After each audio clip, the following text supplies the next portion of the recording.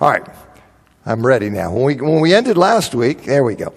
We were looking at Hebrews chapter 2, verses 1 to 4, and the writer warns them there in light of Christ's extreme, his great supremacy to all the angels. He warns them to pay even greater attention to the truth of Christ, to exert effort, to keep that truth front and center so that they not drift away.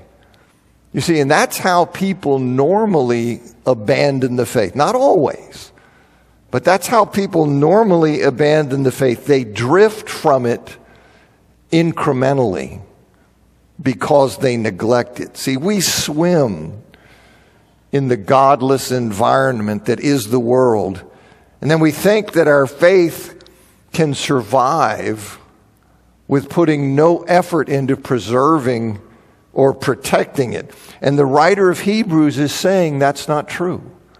He's telling us that's not true. To be oblivious to the need to tend to one's faith is to be most vulnerable to Satan. You see, that's where you are. When you think I can just be oblivious to this, it requires no effort on my part. Well, that's when you're a sitting duck. And right when we ended, we were looking at verses 2 and 3. He says that, you see, given that every transgression and disobedience of the words spoken by angels, and as I said last week, he's referring to the Mosaic Law, and I'll talk about that more in just a second. But he says that every transgression and disobedience of the words spoken by angels of the Mosaic Law was justly punished.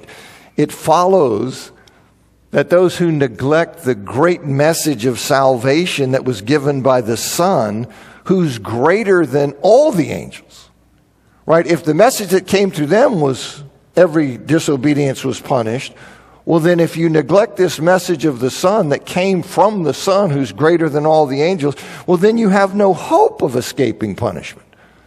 Right? It's an even greater thing. If that was true, then you have no hope of escaping punishment.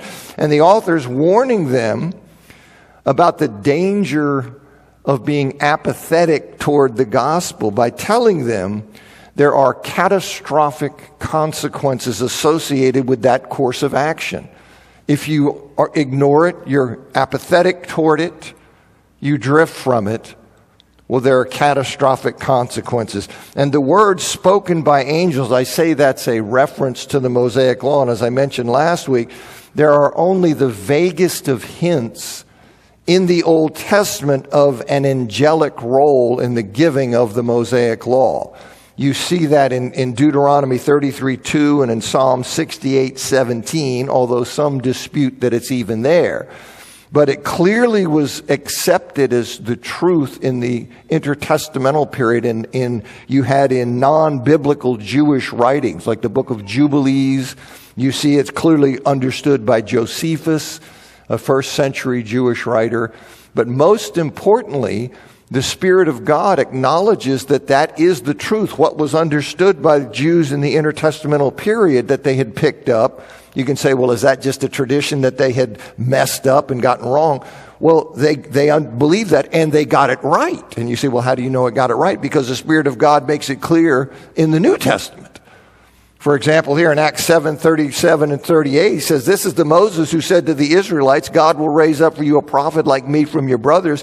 This is the one who was in the congregation in the wilderness with the angel who spoke to him at Mount Sinai.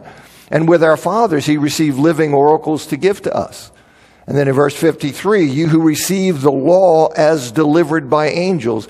And then you see Paul says in Galatians 3:19, why then the law? It was added for the sake of transgressions until the seed to whom it has been promised should come, having been ordained through angels by the hand of a mediator.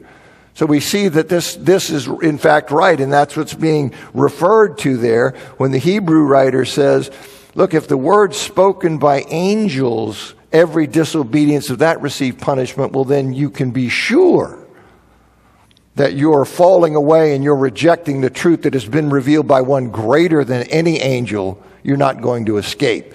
So he says the message of salvation came initially, the message of salvation came initially from Jesus and was confirmed to the author, the Hebrew writer, and to those to whom he's writing by those who heard Jesus. He's talking about the apostles. So here it comes, this revelation of God comes from God incarnate here, and he reveals these tremendous truths that he reveals to the apostles, and then the author of Hebrews and his audience receives that message from those who received it from Jesus. So though that message was prophesied, of course the gospel message was prophesied in the Old Testament, it wasn't until Jesus that message was proclaimed as something that had in fact arrived.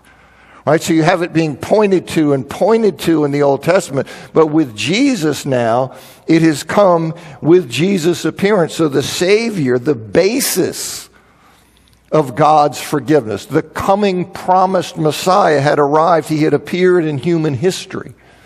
And people now are called to respond to that historical appearance. So Jesus has been here. He's been crucified, raised from the dead.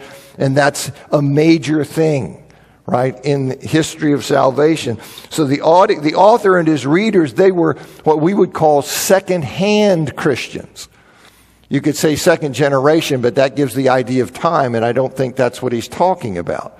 They're second-hand Christians in the sense they receive the word from those who got that word from Jesus, rather than receiving that word directly from Jesus themselves. And then he says that word that they received from those who had received it from Jesus, it was confirmed by those who heard Jesus. So the apostles who get this message from the Lord, straight from the Lord, had delivered this message to them, and they confirmed that message to the writer and to his original audience, meaning that they guaranteed the accuracy and the faithfulness of the message that they were delivering. And since that message that they are accurately and faithfully delivering, that they guarantee is accurate and faithful, was from Jesus, the Son of God, well, then we're certain that it's true, because they are vouching for the fact that they have delivered it with fidelity. And so this is what he's talking about. God himself, he says, he also confirmed the truth of that message. So not only was it confirmed to them by those who delivered it to them, who had received it directly from Jesus, they vouched for what they were saying, but he says it was also confirmed to the original hearers by the various miracles and miraculous manifestations that accompanied the apostles' preaching. Right? So you have here the people who get the message from Jesus and who are delivering and who are vouching for it and saying we're delivering this accurately and faithfully. That was also confirmed by God in allowing them to do miracles. So that was his seal of approval, saying to them, this message is from me. So that's confirming function, you see. And I used to use the example of those guys. Dylan had told me, my grandson Dylan had told me about Dude Perfect. I don't know, they probably aren't even around anymore. But they would do all these great feats and stunts and everything, and they would video record them. And so once they video record them, they didn't have to keep doing the stunts over and over. And I look at that as how the miracles function to confirm that God is with the apostles in the truth. And then he records the performance of those miracles inerrantly in the Word. And having recorded it, he doesn't have to keep doing the miracles to confirm that, because he has the inerrant recorded message that you can go to and look. So the Dude Perfect people don't have to keep doing it. They just say, go look. And that's how I think that operates and works. But you see the confirming miracles functioning as confirmation just in the New Testament. You can see that this has that, and you could also see it in the Old Testament, but I didn't go back and dig through that. Now, in chapter 2, verses 5 to 9, so we're looking at 1 to 4. Now, in 5 to 9, in that section, he resumes the exposition on Christ. Okay, he resumes that exposition that he was giving in chapter 1, verses 5 through 14, that he then interrupted, so to speak, in chapter 2, verses 1 to 4, where he gave this section of exhortation. So you remember, Hebrews is exposition with sections of exhortation sprinkled in or interspersed. So we got the first one there in chapter 2, verses 1 to 4, where he warns them, he exhorts them. So in 2, 5 through 9, in this section, the author here, he introduces Psalm 8, verses 4 through 6.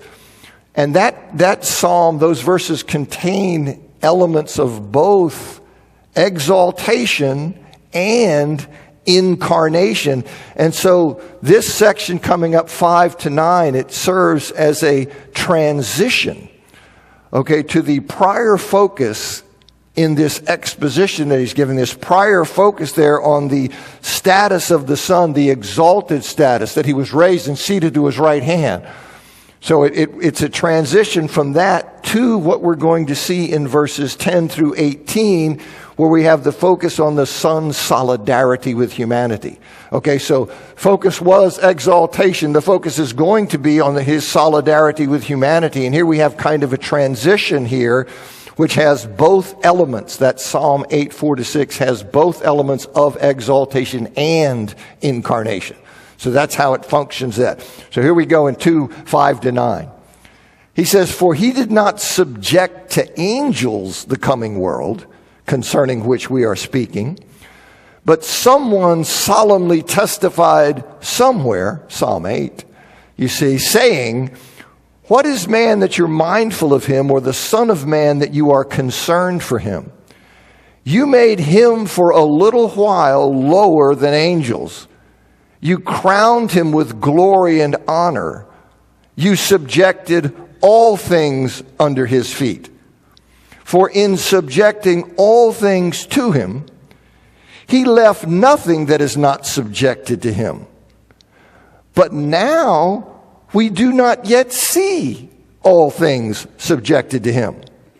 But we see the one who for a little while was made lower than the angels, Jesus, having been crowned with glory and honor because of the suffering of death, so that by the grace of God he might taste death on behalf of everyone."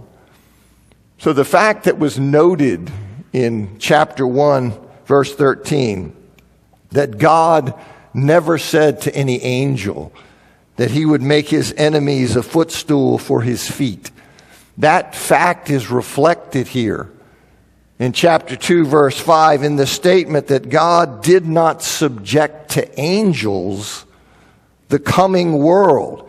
That is the world about which he was speaking in chapter 1, verses 11 and 12. See, the eternal world that will continue after this world as presently constituted. This world, this fallen world that is subject to corruption and decay.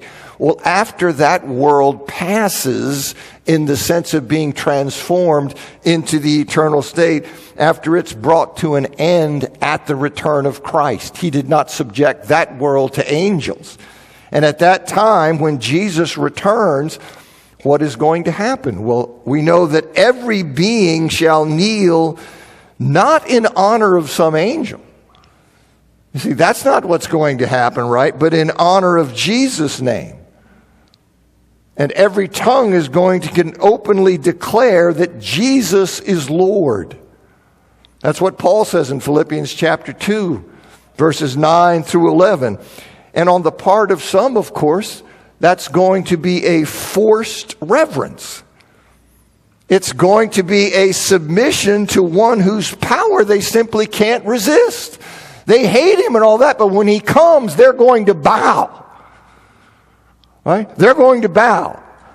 F.F. Bruce, in his commentary on Philippians, he says, not only human beings, but also angels and demons, in joyful spontaneity or in reluctant fear, acknowledge the sovereignty of the crucified one. All beings, in fact, in heaven, on earth, and in the world below. There's going to be nobody styling in front of the Lord. Nobody's just in there saying, hey, you're not that tough. No. Everybody's bowing, baby. You see, he's that awesome. He's that powerful.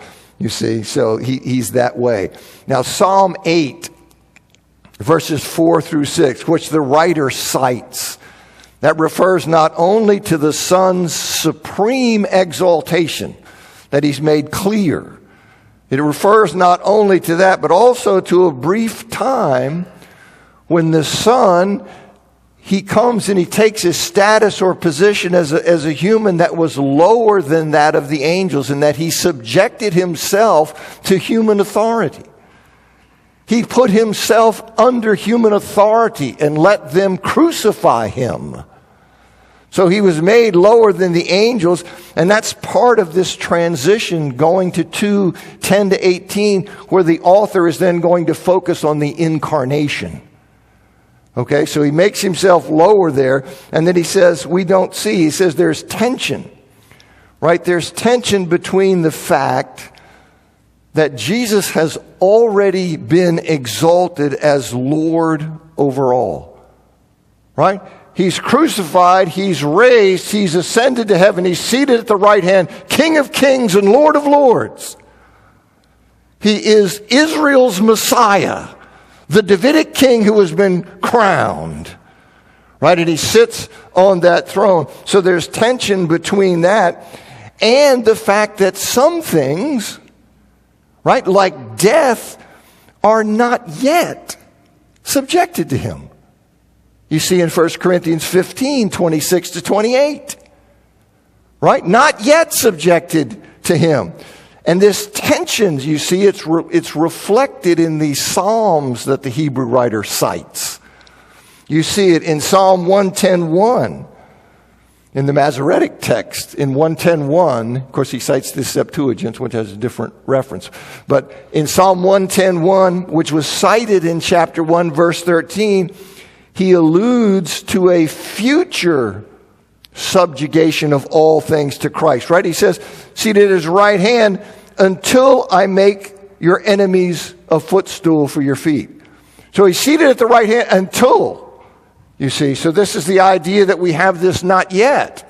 Until I make enemies a footstool. Whereas Psalm, so that's Psalm 110:1, but Psalm 8, 4 to 6 suggests that the subjugation of all things to Christ is an accomplished fact. Right? Where he says here, you subjected everything under his feet. Right? So there's this tension here, and this is what the author is clarifying, this relationship. And I like the way that George Guthrie explains what he's doing here, a commentator. Guthrie says, the author, in effect, answers the question, which is it? Have all things been subjugated to the Son? Or does his universal dominance lie in the future? Is it past or is it future? Well, he answers that question with both. Okay? At various points, early Christian teachers present Christ's exaltation over the powers as a fait accompli, something that has already happened. This accomplished fact, however, might seem confusing at best and tacitly absurd at worst to someone looking at a church ravished by the forces of darkness. Persecuted Christians in Rome may have been asking, why are we being hurt by powers already placed under the feet of Christ? Has God not subjected all things to the Son?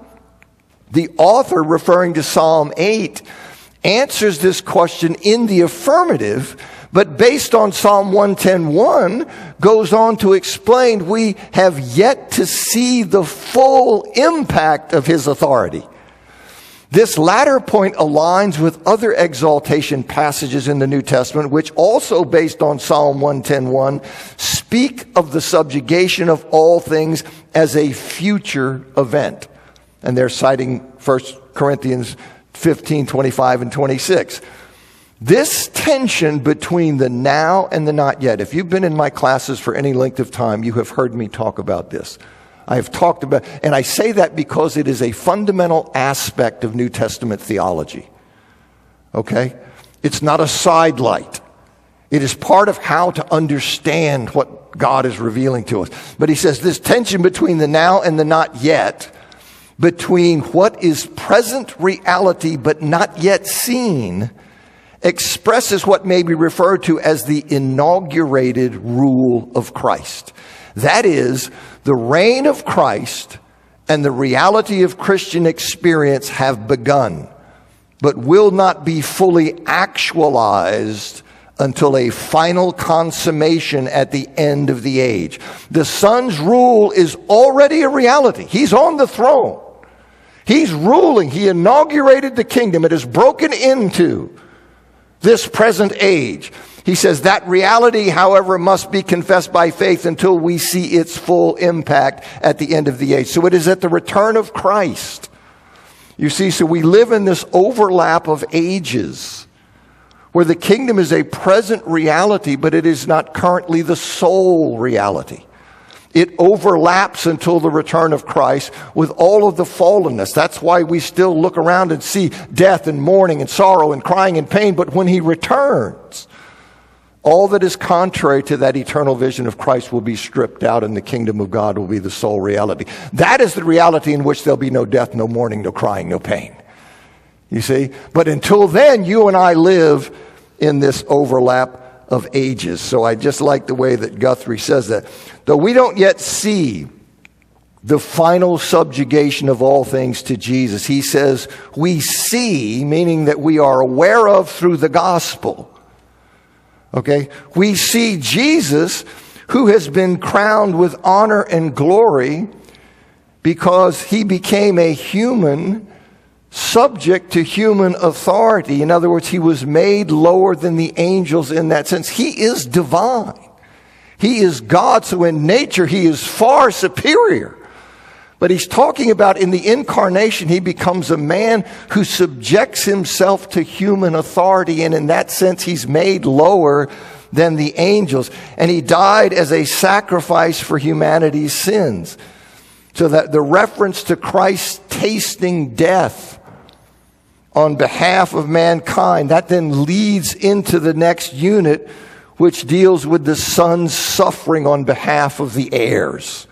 Okay, so here he says, so that by the grace of God he might taste death on behalf of everyone. So then in 2:10-18, for it was fitting for him, on account of whom are all things and through whom are all things, in bringing many sons to glory, to perfect the author of their salvation through sufferings.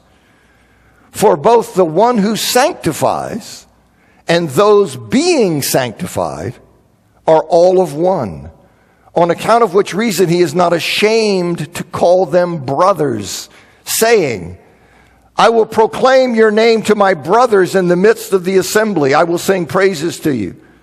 And again, I will have confidence in him. And again, here am I and the children God gave me.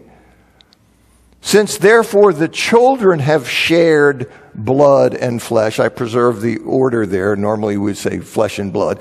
Since the children have shared blood and flesh, he also likewise shared the same things, so that through death he might nullify the one having the power of death, that is the devil, and free these as many as were held in slavery by fear of death through all their living or all their lives.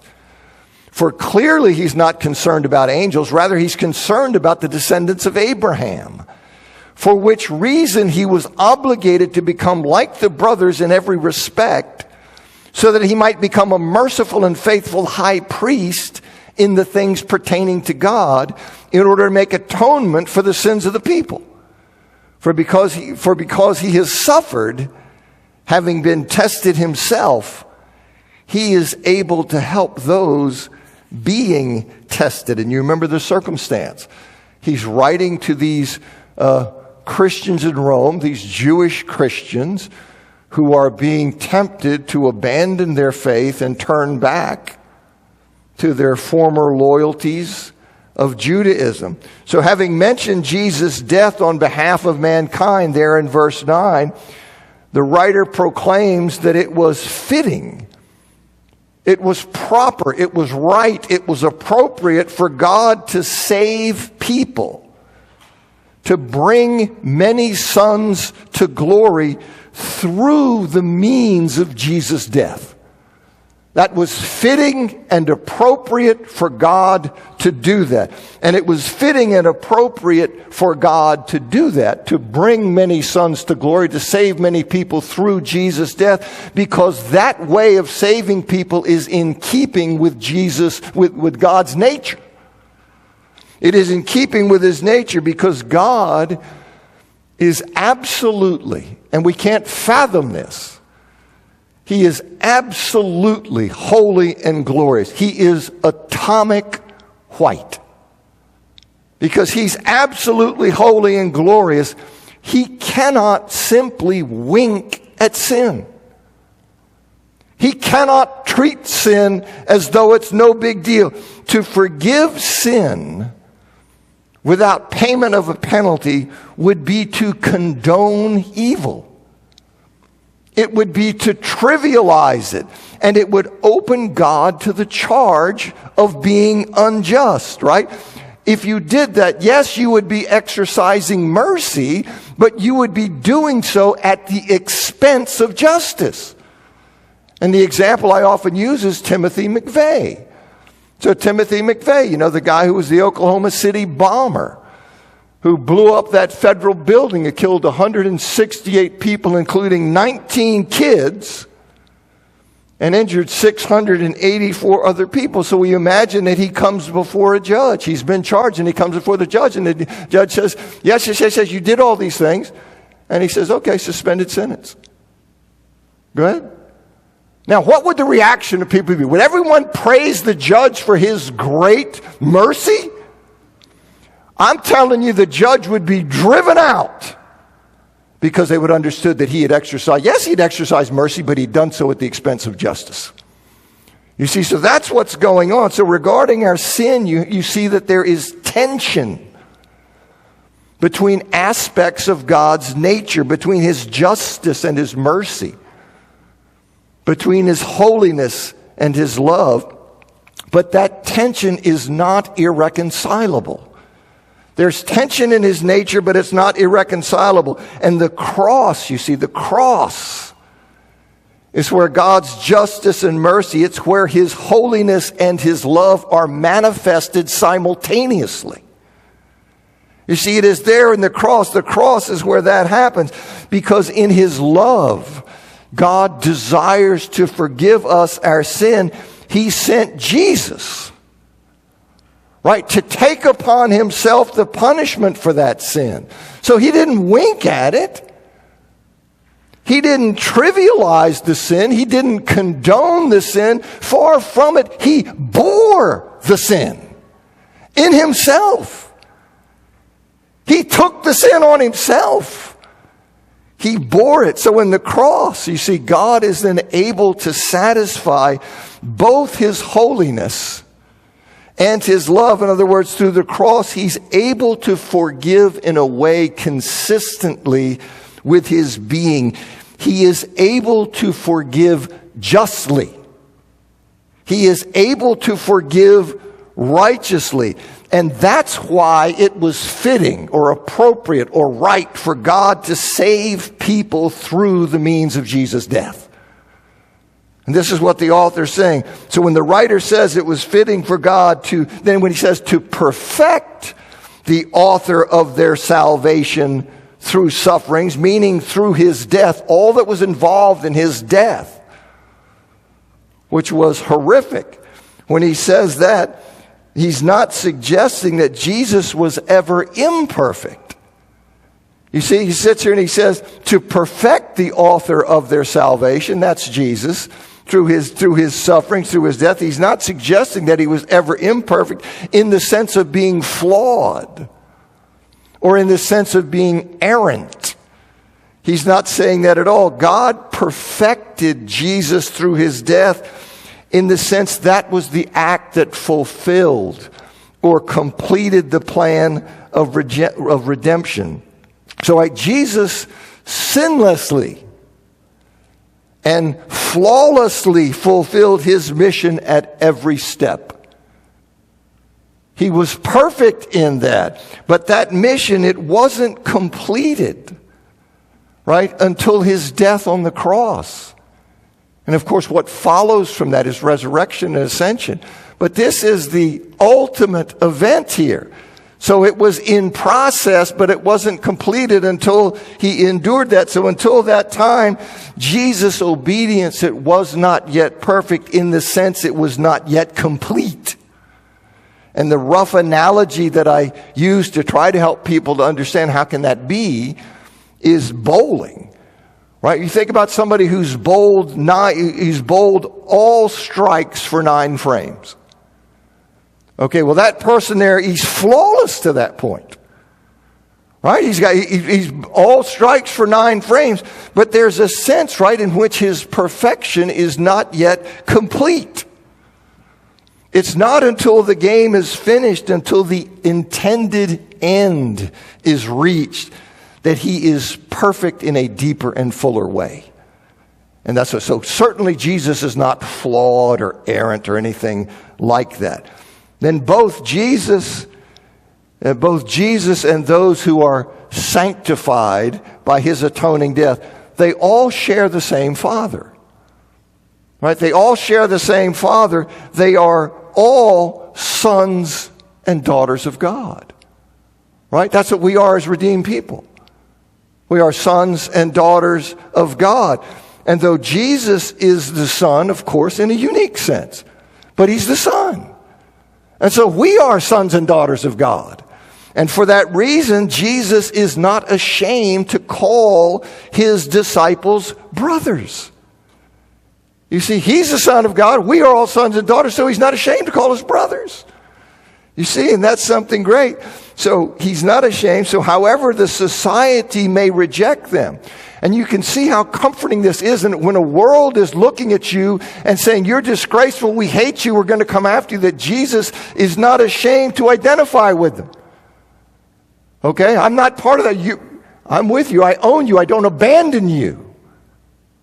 Right? He's not ashamed to call them brothers. In support of the assertion that he's not ashamed to call his disciples brothers, the author quotes 3 Old Testament texts that he reveals that these texts are properly seen as prophecies about Jesus. So the Spirit of God in the writer of Hebrews, he reveals that these texts are properly seen as prophecies about Jesus. And the quotes are from Psalm 22:22, different versification in the Septuagint, 21:23, and Isaiah chapter 8, verses 17 to 18, although the second statement where he says, I will have confidence in him, that also appears in texts other than Isaiah 8:17. But he's appealing to these texts and letting us know that these are rightly understood, see, as prophecies about Jesus. In Psalm 22, there's no surprise about that at all, right? I mean, Psalm 22 was understood clearly by first century Christians to be about Jesus. Isaiah chapter 8, verses 17 and 18, presumably they were understood messianically because Isaiah chapter 8, verse 14, describes the Lord as a stumbling stone. You see, it describes him as a stumbling stone, which words were applied to Christ by other New Testament writers. You see that in Romans 9:33 and 1 Peter 2:8. And because Isaiah's children, his children were considered signs and portents from God, which suggests that Isaiah 8:17 and 18 may have a significance lurking there beyond what is obvious. So here we have these statements being made, these texts are prophecies about Jesus, and these texts support that Jesus is not ashamed to call them brothers by reference to my brothers. Right? So that's obviously clear. How does it support that he's not ashamed to call them brothers? Because you have him in there saying my brothers. So that's clear, and it supports it by his close association with the children. Right? He's with them, and God gave them to him. So he has this close association with the children, and by his expressions of devotion to the Father, which stress his sonship and therefore link him fraternally, horizontally with God's other sons and daughters. Okay, so this he's saying he's not ashamed to call them brothers, and he cites these texts as an indication that he's not ashamed to call them brothers. And there's uncertainty as to when does the writer of Hebrews understand Jesus to fulfill these texts. Because he says these are rightly seen as prophecies about Jesus. Jesus is saying these things. Well, when does he understand him to fulfill these texts? And that's just not clear, but that uncertainty about when he understands Jesus to have fulfilled these texts doesn't detract from his point. Right? Whatever uncertainty we have about that, it doesn't detract from his point. Now, whether these are statements that the Son made before his incarnation, before becoming the God-man Jesus, or whether it was statements he made during his earthly ministry, or whether it was statements he made after his ascension, or some combination thereof. Okay, we're just not told that. The fact he made them anywhere, at any time, that emphasizes, you see, the solidarity of the Son with the sons. And that's the point. You see, he's not ashamed to call them brothers. The writer wasn't concerned to spell out the timing and location of the sayings, because that wasn't key to his purpose. His purpose was to assure them, and he's not ashamed to identify with you in the midst of your struggling and in your being a part of a society that despises you. He's not there.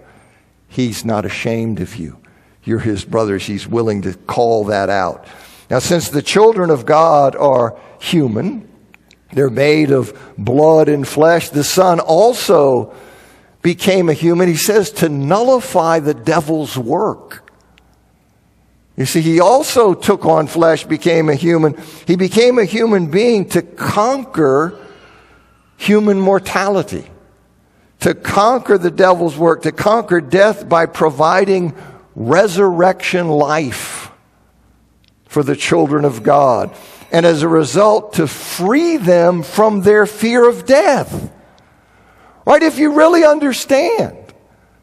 You see that death is simply this passage, right? That ultimately I'm going to be raised and live again, and even in the interim state, it's going to be a great thing, because it's better by far to go and be with Jesus in the intermediate state as a disembodied spirit awaiting the resurrection. Okay, so this is this thing, see, to free them from their fear of death. And the way he accomplished this nullification of the devil's work was through his own death. That's how he did it. It was through his own death. See, by his sacrifice for sin, he removed that which gives death its sting.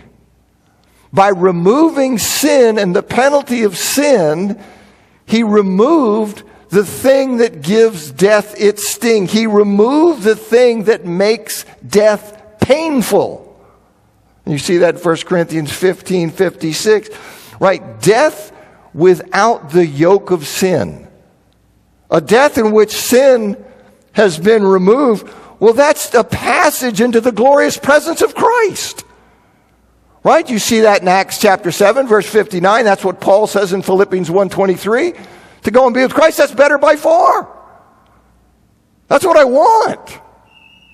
Why is that? Because he's going in there with the yoke of sin taken away. How did the yoke of sin get taken away? It got taken away through the death of Jesus Christ. That's how that got removed. So death is no longer to be feared. Right? It's no longer to be feared. The subtext of which is that the threat of death they may be presented with should not draw them away. Now, I know how hard that is. I remember John was talking to somebody. I think it was a Chinese fellow at ASU many years ago, and he was asking me, he said, would you die for Jesus? And the guy looked at him, he said, are you crazy? No. You see this idea, you see that this notion that death is not the end. Death is not the end. So he wants them to see, because they're going to be threatened to abandon Jesus. And he wants them to see that he has freed those who have lived under a fear of death by removing through his own death the thing that makes death painful. All right? Donald Hagner, in his commentary, he says, the devil has been defeated in principle in and through the ministry of Jesus, and especially through the cross, and yet he is not destroyed, but continues to have real, if limited, power. In a similar way, the New Testament can say Christ has destroyed death, and yet death continues to be a reality with which humanity must reckon. The devil and death are clearly overcome in Christ's work, even if in this interim period between the cross and the return of Christ, we do not see the full effects of Christ's victory. In other words, people still die. Right? Death remains an enemy. That's how it is in this world between Jesus' inauguration and the consummation of the kingdom. But the day is coming when that will no longer be true. The day is coming when there's going to be resurrection life, when we're going to the creation, fallen and corrupt creation is getting the ultimate makeover. The new heaven and the new earth, we will live eternally there. Death will no longer, there'll be no more death, no mourning, no crying, no pain. That perfect place. And people say, I'm afraid I'm going to get bored. You're not getting bored. Okay? You're not getting bored. Going to be plenty to do, experience, all of these things. That caricature you see that has been around a long time, where you're just going to be a non-material thing just kind of floating around, it's just not right. It's not biblical. You see, it's not biblical. It's not that. So, now for as these Christians well understood Jesus' sacrifice on the cross, you see, it was not about angels, right? They weren't the focus of this, but it was people, and specifically he puts it was about the descendants of Abraham, in the sense of those you see who come to faith in Christ.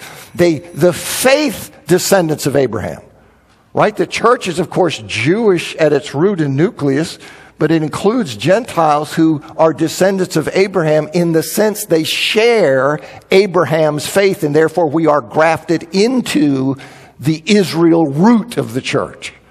You see? So we are the new Israel. Okay? So this is what he's talking about. When he's saying this, the descendants of Abraham, it is for those people, all people who will come to faith in Jesus Christ, and in that express the faith of Abraham, who trusted God, and therefore we trust God like Abraham would, and that we believe God when he tells us who Jesus is. I'm over time. Thanks for coming.